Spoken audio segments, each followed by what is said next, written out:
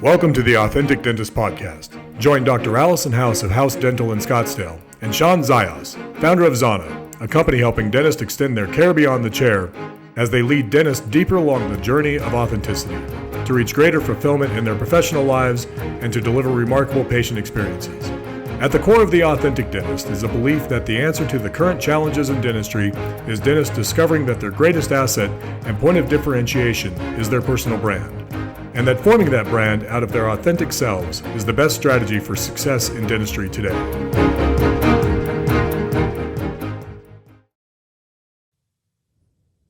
Hey guys, this is Shawn Zajas and Dr. Allison House with the Authentic Dentist Podcast, coming to you again with a video podcast, which is fun for us.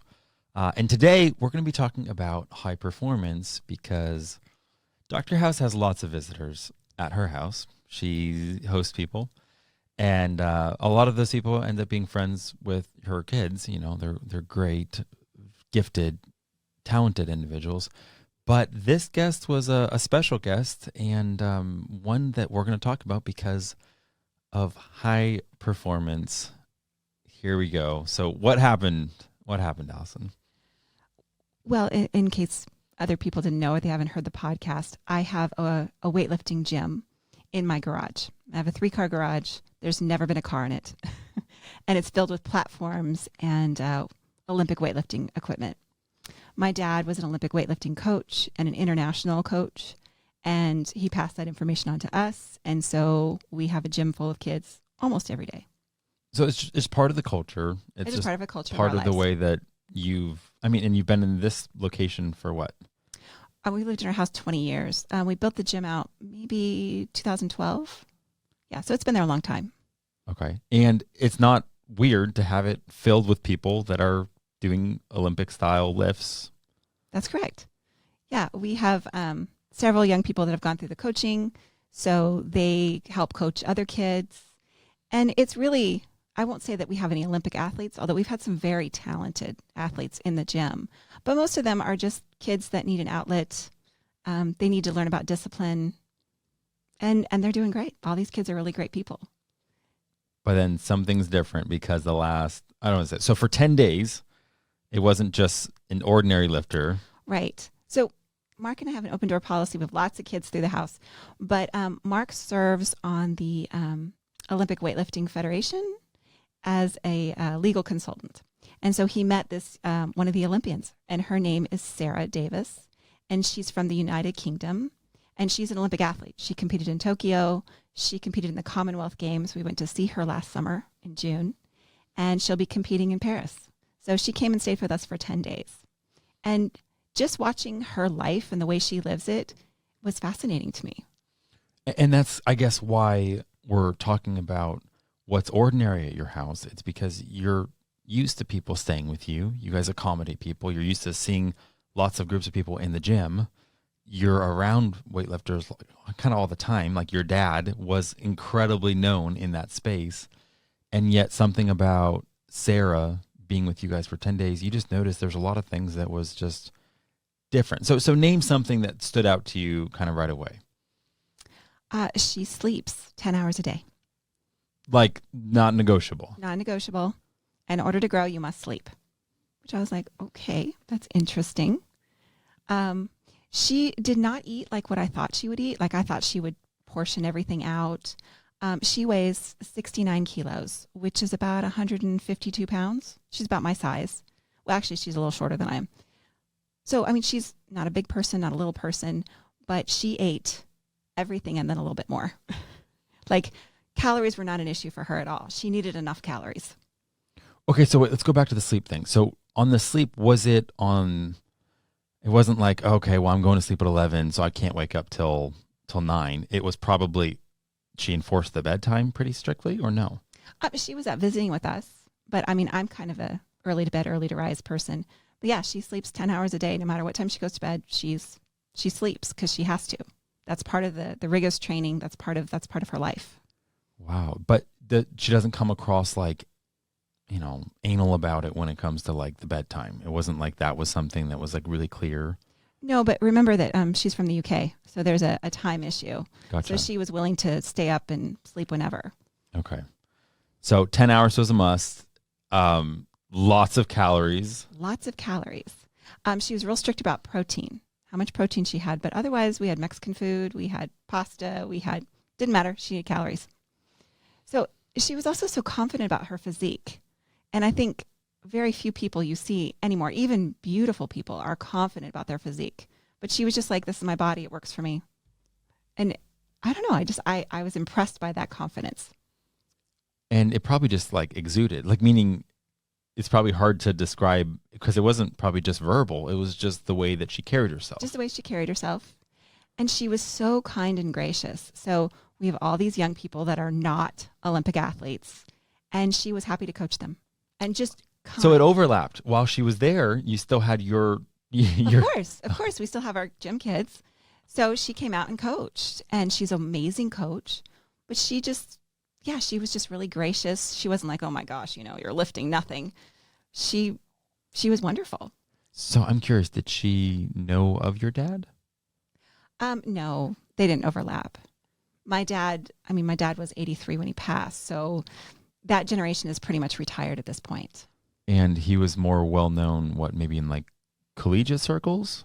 Oh, no, he was internationally known, but that was the 80s and 90s. That's a long time ago. She was born in 92. It was a long time ago. So did you give her an education? We talked a little bit about the past of weightlifting, but it's... Well, I'm guessing there's pictures, oh, right? Yeah, there's pictures. Right? Yeah. And there is some overlap. When I was a kid, my dad hosted all these people that came to our house. And so I watched that high performance. I can remember international people coming and staying with us for several days and looking at my dad's high performance training center at NAU. And yeah, I guess we're following in his footsteps. So what you're trying to say, though, is that at your prime, you think you could have beat Sarah. Oh, absolutely not. Are you kidding? No. But there was some other things that I thought was interesting just about this next generation. There were no women in the Olympics when I was training. And so that wasn't even an option. If you Olympic lifted, you were doing it for something else because you played volleyball or something else.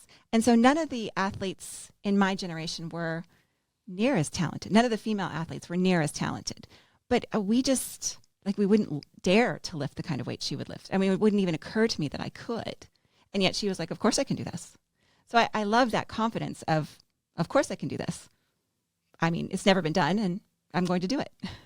Like, give me a reference of like what we're talking about. So what would be, is she doing a power squat? Is she doing a clean and jerk? So she clean and jerked 132 kilos at her last competition, which I believe was the Commonwealth Games. And that's about 292 pounds. So 292 pounds she lifted over her head. Locked out. Absolutely. Oh my gosh. It's incredible. Yeah. I think I topped out at 80 kilos, which, was a lot. I was very proud of myself. Okay, for squatting, what's your top? Probably 80 kilos. Because I'm just saying, like, to think that just on your back squatting something, that this person can do more jerking it like that's insane. It is insane. Even for a male athlete to do that kind of weight is virtually, you have to have a certain natural ability. You have to have a certain physique just to do that. But then the discipline that it takes to just work at it every day, it's incredible. And that was one of the things I thought was so interesting, is that discipline and that not fearing something I never been done before. Can I really do it? I always seem to put those limitations on myself of, well, it's never been done before, so I can't do it. And she's like, well, why not? Just go out and do it. So you would describe that, just as a empowering confidence, like this outlook of like, why not? Of course, like, I don't know, because there must be a lot of like really self-assured. It's really self-assured, but also just this grace. She drops the weight. She's like, well, we'll do that again. She wasn't hard on herself. There was no bashing herself. It was like, okay, well, not today. And I love that. It was just this vision that I can do whatever I want. And if it doesn't happen today, okay, tomorrow. So did you find anything out just in talking to her about her journey or her upbringing, or like why her? Like, when did she know, oh, I'm a candidate for the Olympics? Like, I have uncommon strength. Like, I'm one of those people. She was a gymnast as a child, and she didn't make the Olympic team as a child gymnast, which is a whole other weird thing for me to think about, that you would have that level of competition as a child. So because she developed early, so she didn't make the Olympic team at 12. Okay. So she trained and went to normal school, and then she found out she was good at weightlifting. And a lot of gymnasts are good at weightlifting because it has core strength. Yeah, exactly. And so she started lifting, and then boom, she just discovered that she was really, really talented. But to be an Olympic athlete is more than just physical. Like, you can't just be physically. You have to have this mental drive. You have to have this ability to take on something that, yeah, most of us would never even dream of doing. The first time I pulled something, I was like, oh, I'm out. I'm lifting that again. And she's like, yeah, I need to strengthen that up again. It was just this quiet confidence. And it wasn't arrogance in any way. Because like I said, she was gracious and kind to all the lifters she was coaching. She was kind to us. I mean, she was just a lovely person. Now, there's a chance you guys didn't talk about this while she was staying, but did she have any opinions on like some of the modern movements, whether it was CrossFit or... Oh, of course. Okay, of course. like... So again, I've been in weightlifting my entire life. Mm-hmm. And so my dad coached Mike Bergner. And Mike Bergner is one of the founders of CrossFit. So yeah, we know a lot about CrossFit. And yeah, she said she started in a CrossFit gym. It's a great thing. The problem with CrossFit is that you don't get the level of coaching in weightlifting. You know, there's a lot of other pieces to CrossFit. And so you can get injured if you don't do things correctly. Well, and I think that's kind of what I've seen is like, there's this empowerment of like, oh, you can do it. You can do these crazy things without the correct technique and training as a really critical foundation. And then next thing you know, you have very strong people that maybe on, 3 weeks after they got trained on rep number 7, their form's off and all of a sudden they blow something because it's like the margins are really thin. Form is everything. You cannot lift heavy weight unless you have good form. It's one of the fundamentals in our gym. You're not allowed to lift heavy weight. And a lot of the young men have a hard time with that because they want to come in and, especially these football players, they want to come in and lift a heavy weight. You can't. I need your form to be excellent before I can start loading up that bar.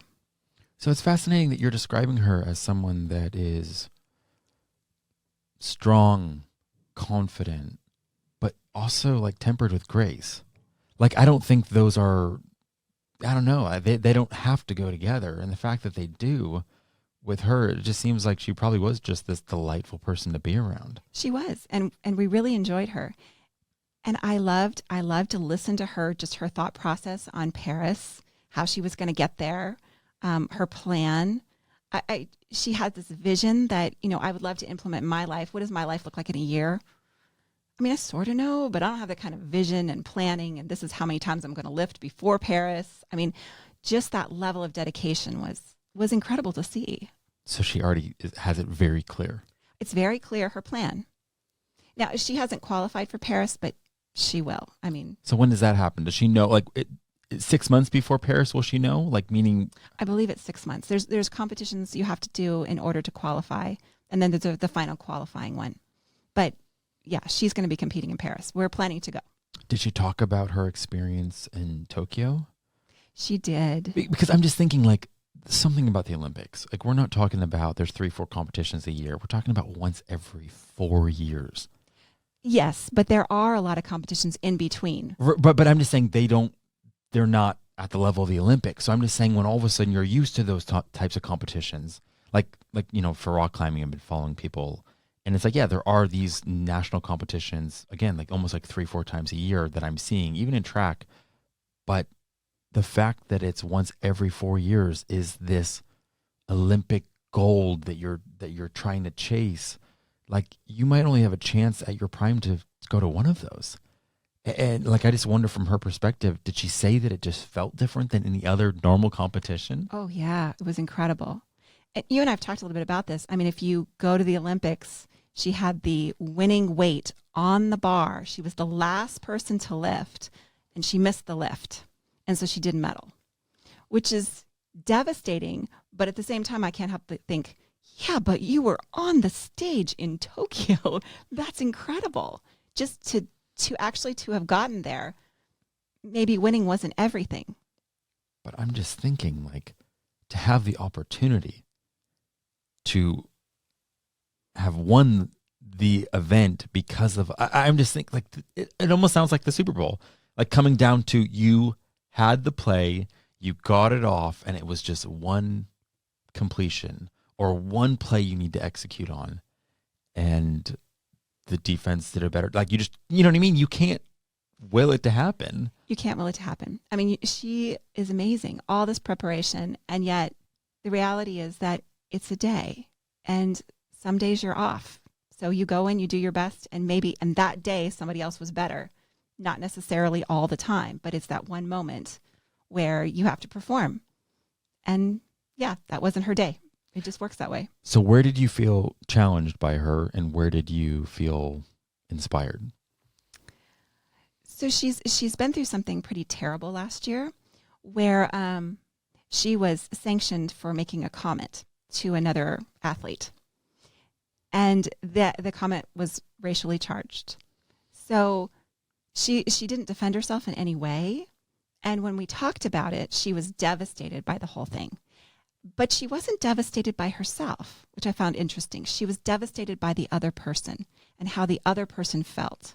And so she didn't feel like she could say anything because she felt terrible that this person felt marginalized when it was just, she thought it was just locker room banter. And yeah, it was that level of grace, that level of caring about other people. I don't think we see that too often. I was impressed by that. I was impressed by her competition. You know, sometimes the competition is lifting in the same gym as you. And there's this camaraderie of, you know, we're all going to be great together. And when you get to Tokyo, it's all about you. But before that, you know, you're a team. They're the UK. We're going to work together and be the best we can possibly be. And I love that about her, that grace of, I'm going to share all the information I have. And at the end of the day, I'm still going to be my best self, and cards will fall where they may. I think that's amazing. Literally just yesterday, I was thinking about how I love that idea of, like, we're all stronger together. And I really think, like, one of the probably the clearest takes on humility, because I've always wrestled, like, I want to be humble and stay humble. And I realize, like, it's in identifying that I need everyone else to be at their best in order for, I don't know, like, even whatever my part's going to be, it's easier for my part to play my role when everyone else is also playing their role. And that really is like an abundance mindset. But to hear it from someone that actually is in a role where there is competition, like, at the end of the day, there's not competition in dentistry in that same exact way where there's going to be one winner and everyone else loses, or everyone else gets second or can't get the gold. But in an actual event where there is one person that can take home the gold, the fact that still they have that idea of, we advance weightlifting together, we get stronger together, and then, yeah, when it's competition, it's every man for himself that day. But that's it. Yeah, it was interesting. So you said something important. You said humble. She was not humble. And that is a hard thing that I struggle with. What is humble? What is conceited? What is arrogant? And what is just, this is who I am? And she just exuded, this is who I am. This is what I do. And it just is. It wasn't a brag. It wasn't this is just who I am. And I love that. I'm like, I need to be like that. Well, it wasn't false humility. No, she's an Olympic athlete. I mean, she could walk that around with that, you know, that on her back if she wants to, but she didn't. She was just like, okay, this is who I am. And when somebody commented on her legs, she'd be like, yes, I'm an Olympic athlete. Oh, because she has big legs. Oh my gosh. Like tree trunks. She's very muscular, and yet she's very feminine. She's a very pretty girl. She was, she's just very confident. And I liked that about her. Wasn't humble, wasn't conceited. There's a middle ground. And I think we all strive for that. Well, that's the thing, though. So from, like, a spiritual side, I heard someone say, like, humility is just, like, owning who you are, like, almost like what God says about you or how he's created you. Nothing more, nothing less. So if you go less than, like, who you're supposed to be, it's also not true humility because you're downplaying. And if you go more, like, so it's just that this is who I am. This is the gifts that I have. These are the strengths that I have. And I am just going to shine in that. And there are other gifts that she doesn't have, and she's very open to say that's true too. But this is her gift. She's good at it, and she wants to share it with the world, and I love that about her. Yeah, so it was a wonderful 10 days to spend with her. The biggest takeaway, I think, is the gift. You know, she has a gift, she uses the discipline, and she's going to benefit from it. And I watch these kids in the gym who are intellectually gifted, and I can see them when they get that discipline, when they mature into the Sarah. Oh my gosh, what they could take on is just, it's going to be fun to watch. Thank you for listening to the Authentic Dentist Podcast. To join Allison and Shawn on this journey, hit the subscribe button to never miss an episode. Here's to your success. Express yourself fully. Live authentic.